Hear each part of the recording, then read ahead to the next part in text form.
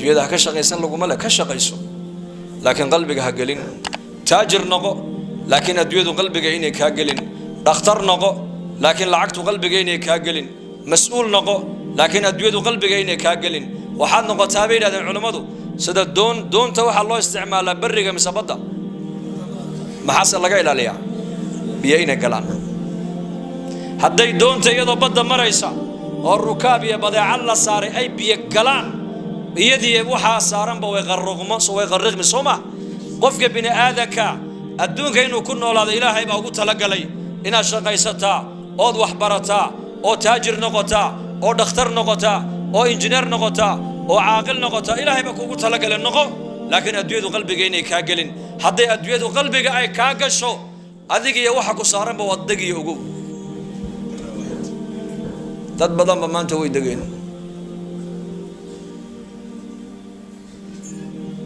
Abu Bakr as-Siddiq radiyallahu anhu maal qabeen booha ninka ummadda ugu khayr badan booha Abdurrahman bin Auf maal qabeen booha tobankii jannada loo bishaareeyayna kamid booha Uthman bin Affan maal qabeen booha tobankii jannada loo bishaareeyayna kamid booha Jarir bin Abdullah al-Bajali ogaas booha ajil saxaabada Nabi Muhammad raga ugu qiimo badan booha saxaabada rasuulku tujaar bay lahaayeen uqaal bay lahaayeen shu'ara bay lahaayeen dhakhtaray lahaayeen umara bay lahaayeen fuqara bay lahaayeen muallimiin bay lahaayeen culama bay lahaayeen ogaasiyay lahaayeen laakiin marka la eego aakhirada iyo diinta xagga way ka wada sanaayeen iyagu xagga way ka wada sanaayeen kooga amiirka ila kooga maamurka simidaata ilaahay uga wada baqayeen simidaata aakhirada uga wada fikirayeen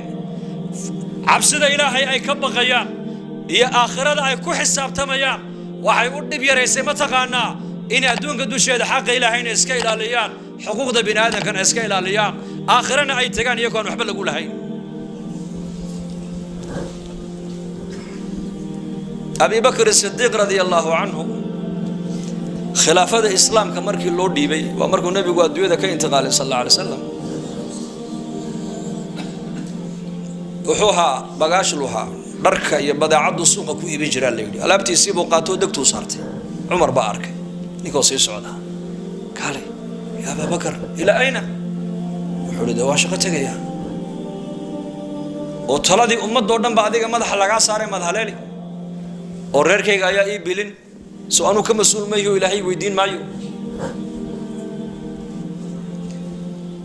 muslimiintoo dhan baa looga dhigay mas'uul madax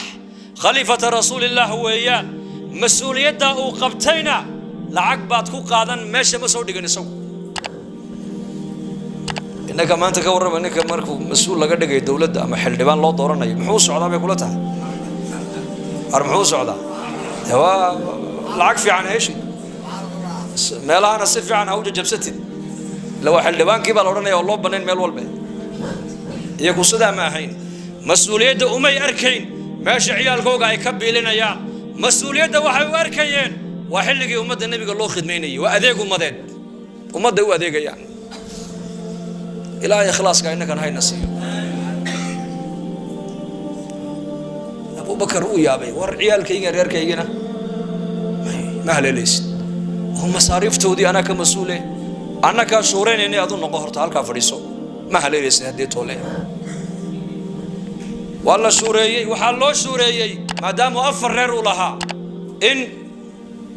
bayt al-maalka laga siiyo masaariif reerkiisa ku filan neef jeexi inuu kala qaybiyo maalin walba reerkiisa hilibkaas iyo raashin ku filan labadii sano ee uu talada ummadda hayay iyo dhowrkii bilood tiisi markay timiday godka lagu raday Abi Bakr as-Siddiq Allah raalli ka noqday inankiisi Abdurrahman ibn Abi Bakr oo lacag sida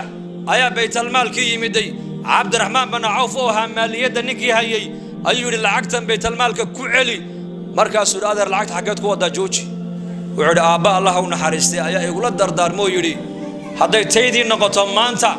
waxa duuyaa maanta anigu dhul baan ku lahay magaalada Madiina dhulka iibiya lacagta ka soo baxda dhulka labadii sano iyo dhowrkii bilood ee talada ummadda aan hayay bayt al-maalka lacag inta lacag baan ka qaadano masaariiftii weeyaane igaga celiya buu yiri intay niisu hadhan inagu dhaxal u qaybtama buu yiri cabdiraxmaan bin cawf uu yaabay war maxaad leedahay aabbaa ku dardaarmay sidaas in lacagta lagu celiyo halkee baytalmaalka وصدوق قاتي ومصاريفتي إنك أدو قرتين وريرك السيني لبدي سنادات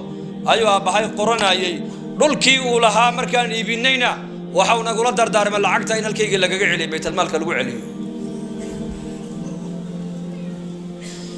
عمر بن الخطاب الله كان عمر وأويي أبي بكر الصديق وأبو بكر وقبري أبو بكر بدول تجع عمر وعود ما ذا حدا أذيك الدبدا إيمان إيسا والله واد دالسوك وقاري من بوكيد وادنا دالسي بوكيدي سدان أولنا يا أبو بكر وقول ضيدا وادنا دالسي بودي لبدي السنة دور كي بلاد وطلاد أمده هاي وأنا قاعد يجي عليه بيت المال كإنتاس حكام الزمن كأنك ورما